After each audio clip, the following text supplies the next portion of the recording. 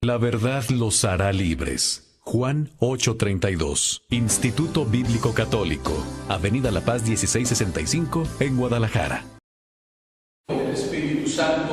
Amén. Señor, nuevamente nos hemos reunido en tu nombre y estamos aquí llenos de gozo, porque tu palabra es gozo y alegría, es fuerza que nos impulsa a testimoniar que tú estás con nosotros, que tu palabra es alimento seguro, que nos nutre para seguir luchando y estableciendo tu reino en el corazón de nuestros hermanos. A ti sea todo el honor y toda la gloria. Nos postramos ante ti, Señor, en una escucha generosa de tu palabra divina, que tiene fuerza, que tiene impulso por medio de tu Santo Espíritu para hacernos avanzar en la santidad que tanto anhelas de cada uno de tus hijos.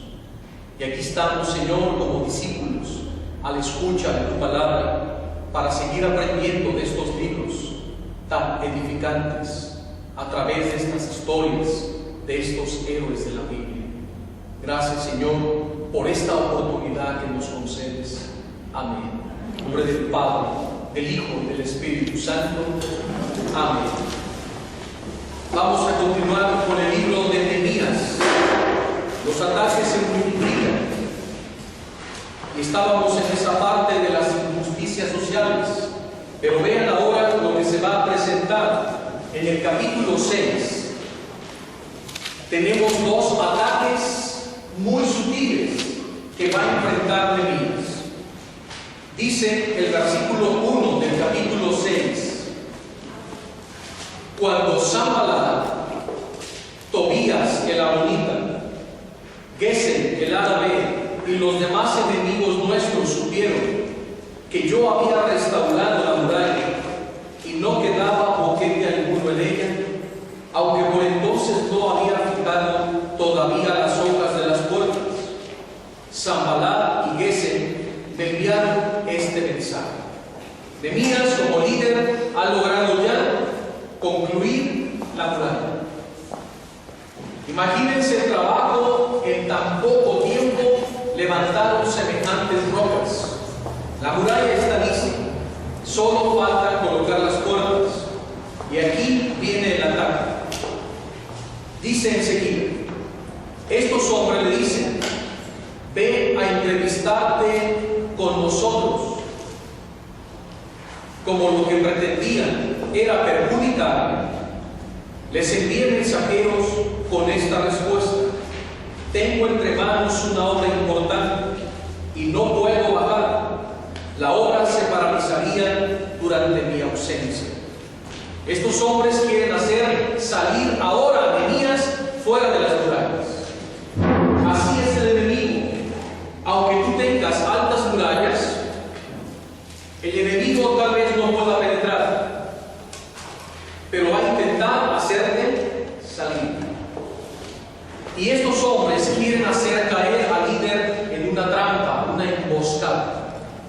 Si Nehemías se presta al diálogo al salir, ahí lo emboscan y lo matan. Pero Nehemías sabe de estas tácticas. Por eso es un copero del rey. Es alguien que sabe de todas estas maldades de los hombres. Por eso él les dice: tengo entre manos una obra importante y no puedo bajar porque la obra se paralizaría. El líder no puede distraerse en esas cuestiones. Yo sigo adelante. Y dice: por 4 veces me repitieron la misma invitación, la insistencia del mal, y otras tantas contesté con la misma evasiva. Entonces Sanballat, siempre con la misma intención, me envió una vez más por medio de un criado una carta abierta. Una carta abierta. ¿Qué es una carta abierta? De dominio público. Todos conocen el contenido de la carta. Y al hacerlo así, el enemigo, al mandar una carta abierta, pues en esa carta él va a infundir 2 cosas: duda y miedo. ¿Por qué? Vean el contenido central de esa carta.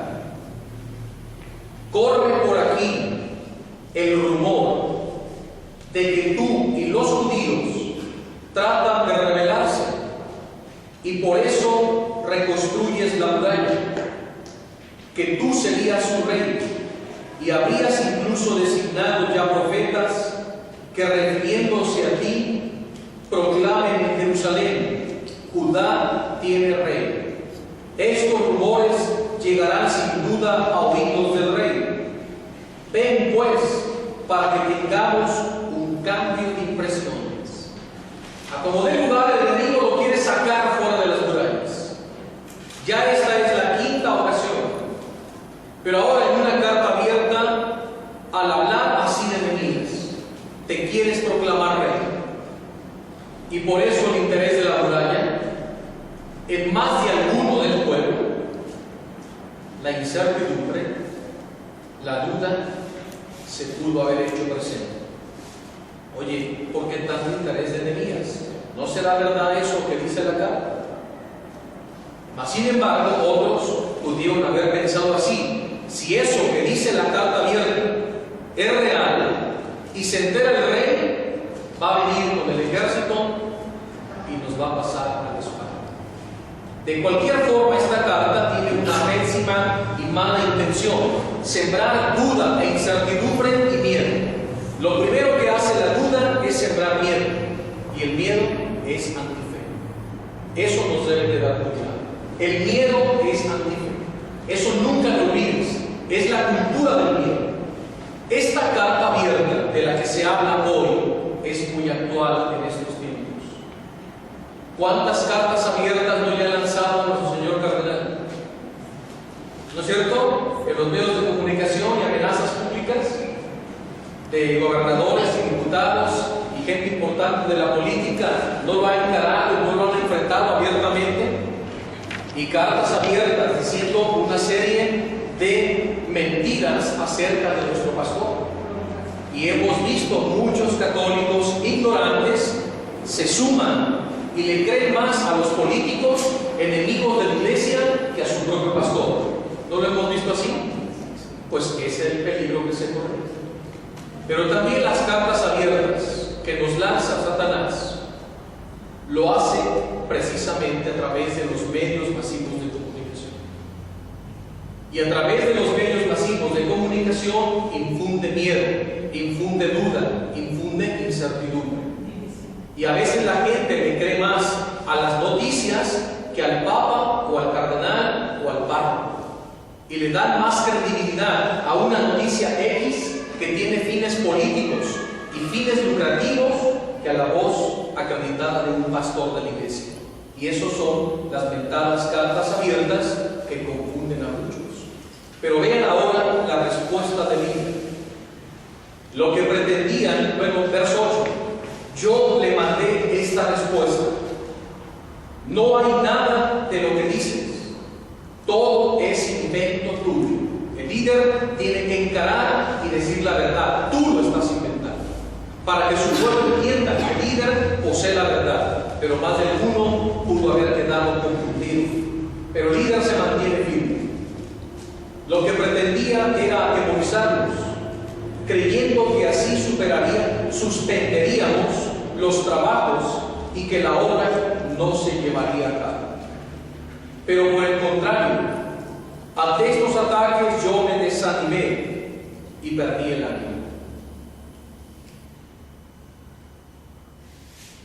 ¿Eso dice? No, Claro que no dice eso. ¿Tú crees que Nehemías se va a desalentar por eso? Claro que no. Vean lo que dice. Por el contrario, yo continué con más ánimo, con más fuerza. Esa debe ser nuestra actitud. Ante el ataque, no te desmorones. Ante el ataque, no bajes la guardia. Ante el ataque, no abandones la obra. Porque si lo haces, el maligno se burlará de ti. Porque eso es lo que él quiere. Que el desánimo te lleve a abandonar la obra.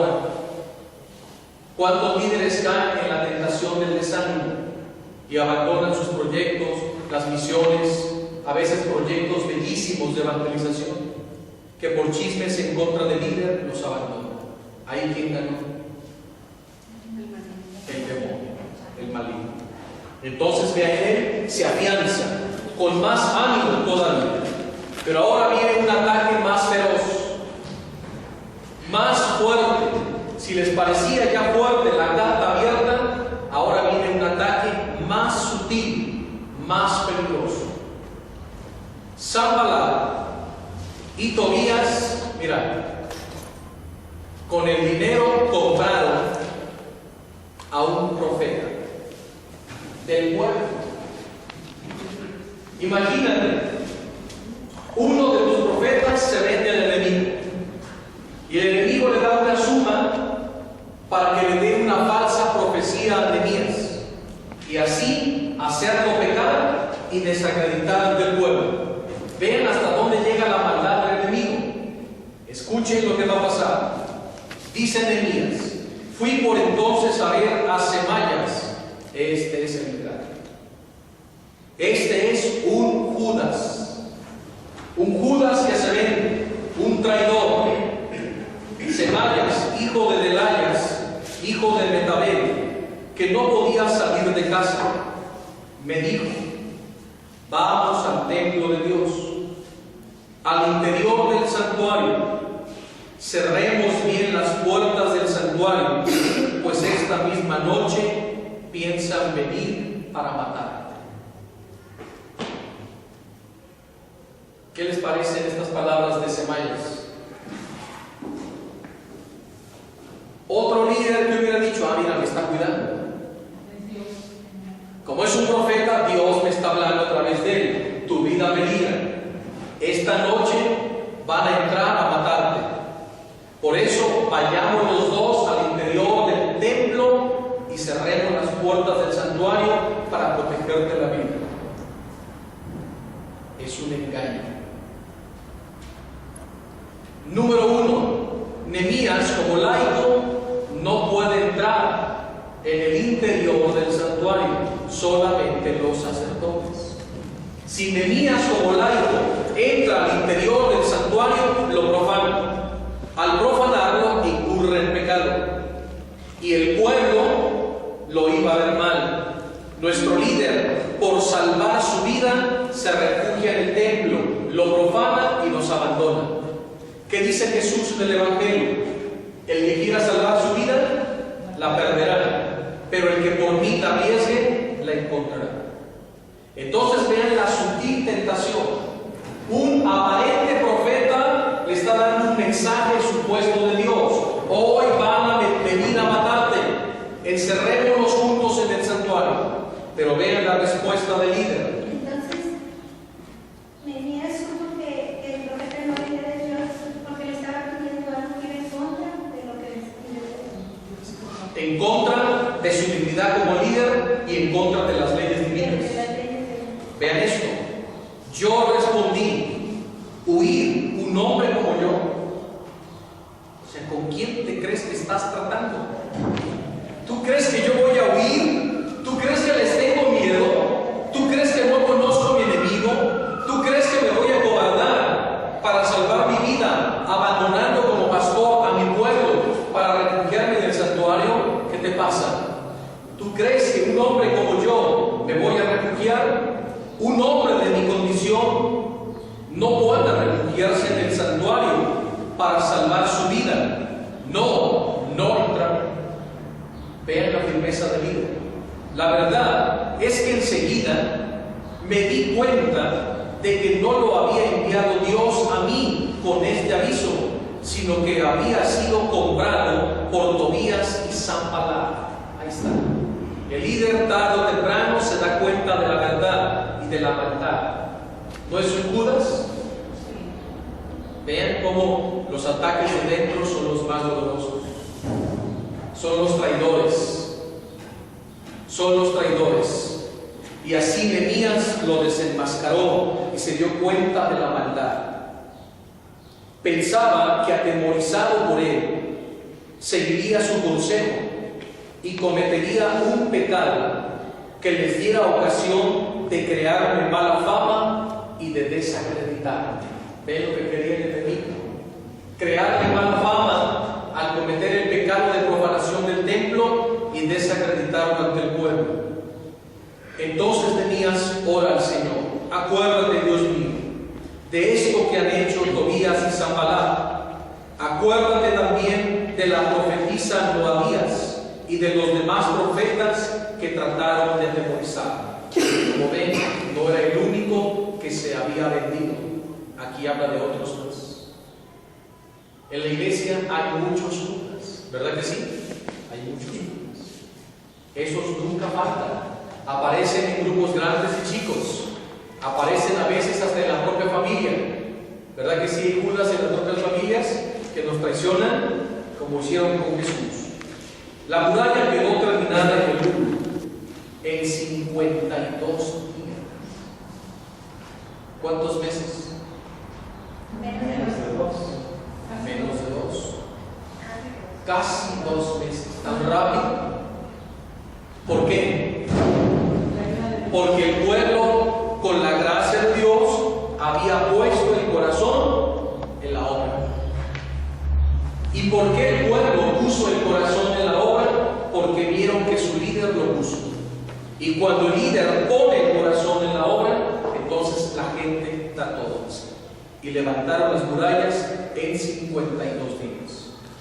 Cuando la noticia llegó a oídos de nuestros enemigos y lo vieron las naciones de alrededor, todos quedaron maravillados y reconocieron que la obra había sido hecha con la ayuda de nuestro Dios. Por aquellos días, muchos de los jefes de Judá mantenían frecuente correspondencia con Tobías, hijo de Dios. Otro espadazo al líder. ¿Cómo es posible que ustedes son mis líderes y los tengo al frente de pueblos importantes y están de parte de Sanballat y de Tobías? Más traición. Y ven lo que le hacen al pobre de Nehemías. Dice todos, pero aquellos días muchos de los jefes de Judá mantenían frecuente correspondencia con Tobías. Contaba con muchos partidarios en Judá, porque era yerno de Secanías, hijo de Arab, y su hijo Jonatán estaba casado con la hija de Mesulán, hijo de Berequías. Abiertamente lo alababan en mi presencia, y a su vez le transmitían todo cuanto yo decía. Tobías, por su parte, seguía intimidándome con cartas. Oye, esto está bien. Esto ya es el colmo. Esto de verdad es como para abandonar la obra. Todo lo que desinteresadamente Nehemías está haciendo por el pueblo. Y todavía muchos de los jefes le dan una daga por la espalda y mantienen comunicación con el enemigo. Le filtran información cuando saben que es el enemigo número uno, no solo de Tobías, sino de todo el pueblo. ¿Qué les parece? Así es en la iglesia. Así es en la iglesia. En la iglesia hay gente coludida. Esto que acaban de escuchar es la vida de la iglesia. De un grupito tan chiquito, de 12, un Judas, de 12 Judas. Imagínate de millones cuántos Judas. ¿Se acuerdan de Juan Pablo II? Cómo le mandaban gente coludida que tenía nexos con el comunismo y que se hacía pasar por gente muy católica y que eran antenas que le estaban llevando la información a los socialistas. ¿No le pasaba lo mismo al Santo Padre Pío? No había gente coludida entre su misma gente, supuestamente gente muy santa y convertida, pero que eran lobos vestidos de piel de oveja. El Padre Pío le lloraba, le solapaba, le pedía la bendición, pero por acá despotricaban contra el Padre Pío. Y era gente que iba y venía, y tenía nexos con los enemigos. Y así ha sido siempre. Vean en los grupos parroquiales, en las comunidades, en las órdenes, hay gente siempre coludida, que son antenas que están filtrando todo de manera distorsionada para dar pie a los enemigos, para que ataquen a la iglesia. Esto es lo mismo. Y Nehemías también esto lo sabía. ¿Por qué? Porque era un hombre de Dios, que tenía el Espíritu Santo. ¿Tú crees que el Papa Juan Pablo II no sabía que dentro del mismo Vaticano tenía enemigos partidarios de los masones? Y nuestro cardenal, lo mismo. Él sabe que hay en la Iglesia Católica gente masona con caretas de católicos que están trayendo información. Pues porque no son fáciles detectarlos. Algunos sí, a otros no. Pero ¿cuál es el interés? Destruir la obra. Es el odio contra la iglesia. Es el odio. ¿En qué se beneficia una persona odiando a otra? ¿Cuál es el interés? ¿Cuál es el beneficio? Ninguno. Es autodestructivo.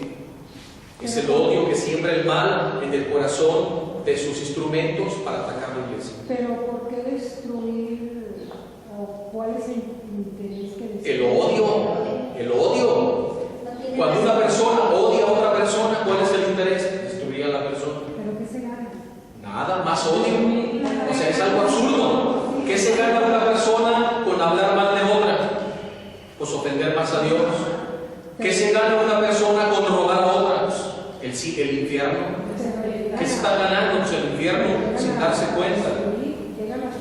Claro, y hasta matar y asesinar. Claro, la maldad del hombre. Claro, ¿con qué intención lo hacen? Pues con la intención de destruir la obra de Dios. ¿Con qué intención atacaban los fariseos a Jesús?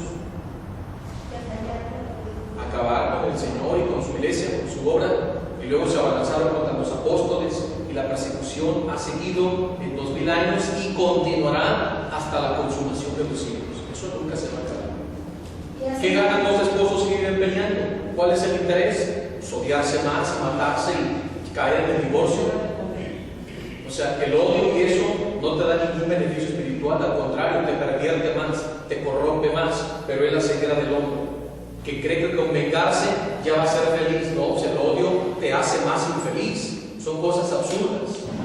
Y estos querían destruir a su líder. Y como había de por medio dinero, ese es el problema. La raíz de todos los males es el amor al dinero. Ya ves cómo los falsos profetas se vendían, porque ellos les pagaban sumas fuertes de dinero para que profetizaran en contra de Dios. Y estos también, al tener nexos con Tobías, el enemigo, y con Sanballat, pues estos se venían beneficiados. Tan es así que ustedes lo van a leer después en casa. Cuando terminan los 12 años de gobernatura de Nehemías, él regresa nuevamente a Susa, la capital del imperio persa, al servicio de copero del rey. Y él dejó todo en orden, purificado, limpio. Pero como ya no está Nehemías, estos jefes de ahorita empezaron a cobrar poder y a corromper a los líderes que dejó Nehemías. Los corrompieron y hicieron un pacto con Tobías y Sanballat, al punto que Sanballat y Tobías tenían habitaciones de ellos en el palacio de Jerusalén y terminaron adueñándose de parte del templo y de propiedades y de gente. Ya nuestra líder se coló, se metió en el lío y empezaron las injusticias sociales. El culto se corrompió, los líderes se corrompieron, los sacerdotes se corrompieron, la nación se hundió, porque le dieron poder al enemigo que se posesionó nuevamente de Jerusalén, Sanballat y Tobías. Y todo esto llegó otra vez hasta Susa. Ustedes lo van a leer. Imagínate Nehemías que han hecho pacto con los enemigos y que ya están dentro de Jerusalén y que ya se han adueñado de todas las propiedades. Así es. Entonces viene el retorno de Nehemías. ¿Ya leyeron el libro completo?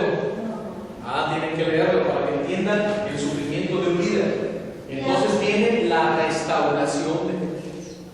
Pero ya no viene a levantar las murallas, ni el templo ni las casas, porque Jerusalén ya está viento en popa. Ahora viene a restaurar la comunidad de salvación. El pueblo está corrompido por Sanballat y por Tobías.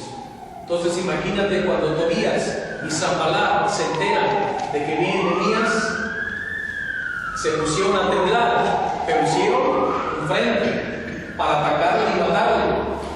Pero Nehemías los vuelve a expulsar. Les quita todo, los despoja, convoca una asamblea, retraen, dice cómo es posible lo que han hecho, un pacto con el enemigo. No es la misma vida del Señor. No vino, entregó su vida en la cruz y su sangre y nos reconcilia ante el Padre, y no seguimos haciendo pactos con Satanás. ¿Sí o no? ¿No sigues pecando cada día? ¿O el que es limpio de pecado que me lance la primera piedra? ¿Qué dice el Señor? Eso no entienden. Vengo a liberarlos del demonio, y otra vez hacen las paces con Él por medio del pecado. ¿Ven cómo la historia se repite? ¿O no hacemos pactos con el diablo? No. ¿Qué es el pecado? Es un pacto con el mal. Claro que no lo vas a hacer así firmado, así será el colmo. Pero cada vez que tú pecas, ¿qué es? Es un pacto con el mal. Y cada vez que te haces una obra buena, ¿qué es? Un pacto con Dios. Son alianzas. Alianzas con unión. Entonces cuando peco, ¿no pierdo la gracia? ¿Sí o no? ¿Y de qué lado estoy? Por eso tengo que ir a confesarme.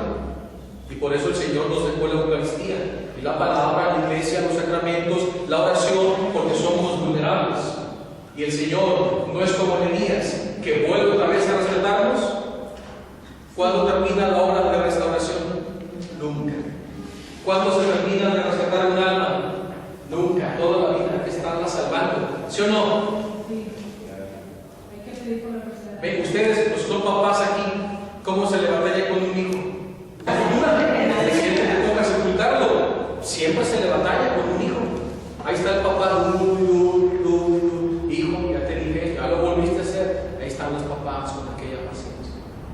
Y así es Dios con nosotros. Y esto es lo que le pasa a Nehemías. El pueblo se vuelve a desbocar. El pueblo vuelve a pecar. Ahí viene de nuevo el líder y lo restaura. O sea, se regresa otra vez a ser copero del rey a casa. Y cuando él se vuelve otra vez, el pueblo se corrompió. Y luego viene el retorno de Nehemías. Es como la segunda venida de Cristo. Ya me contestó la pregunta que iba a hacer. ¿Cómo es posible que no perdiera, no se desanimara de dejar todo construido y hecho y volver a comenzar, porque todo destruye? La fuerza del Espíritu Santo. En el caso de Nehemías, ¿cómo te sentirías tú? Después de todo lo que te costó, luchaste, dejas todo bien, te vas, pasan unos años y te llegan estas amargas noticias. ¿Volverías? Como que humanamente diríamos, no tienen remedio, hay que otro los arregle. No, él vuelve a asumir la responsabilidad y se lanza. El líder nunca se rinde. El líder nunca da marcha atrás. El líder no abandona. ¿Se dan cuenta de eso? El líder siempre va al frente, al frente, al frente, aunque le cueste, siempre está al frente. Así es Jesús, así es la Virgen María, así son los santos. ¿Ven cuántos ataques al Padre Pío? Ataques por todos lados. ¿Se desanimaba? ¿Le dolían? Muchísimo. Lo doblaban como ganchos al hígado repetidas veces, pero seguía avanzando. Tomaba su arma, el rosario. No se despegaba.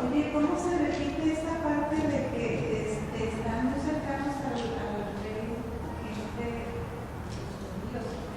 gente de confianza, brazos derechos, que se repite mucho? Y estaba hablando de las mujeres que vimos, pero muy cercanas, también niñas muy cercanas, o sea, como que tuvieron esa oportunidad, pero no hubo conversión de parte de los reyes. Así es. Bien, vamos al capítulo 8. El capítulo 8 es muy bello porque nos habla de cómo el pueblo vuelve a la palabra de Dios. Es la restauración por medio de la Biblia, la palabra de Dios. Vean este capítulo, incluso cómo se titula: Lectura pública de la ley. Todo el pueblo se congregó como un solo hombre en la plaza de la puerta de las aguas, y pidió a Esdras, el escriba, que trajera el libro de la ley de Moisés, que el Señor había entregado a Israel. Así lo hizo el sacerdote Esdras. El día primero del 7º mes trajo el libro de la ley, y ante la asamblea compuesta por hombres, mujeres y cuantos tenían uso de razón, lo estuvo leyendo en la plaza de la puerta de las aguas, desde la mañana hasta el mediodía. Por primera vez el pueblo, después de tantos años y décadas, se reúnen como un solo hombre en torno a la palabra. Y ahí está Esdras. Acuérdense de Esdras, porque regresando vamos a entrar al libro de Esdras. Esdras y Nehemías son los dos grandes restauradores. Y había otros profetas, Ageo, Josué y Zorobabel, que eran los que hacían fuertes a Nehemías y a Esdras. El líder nunca está solo. Y ahora están escuchando la lectura de la palabra.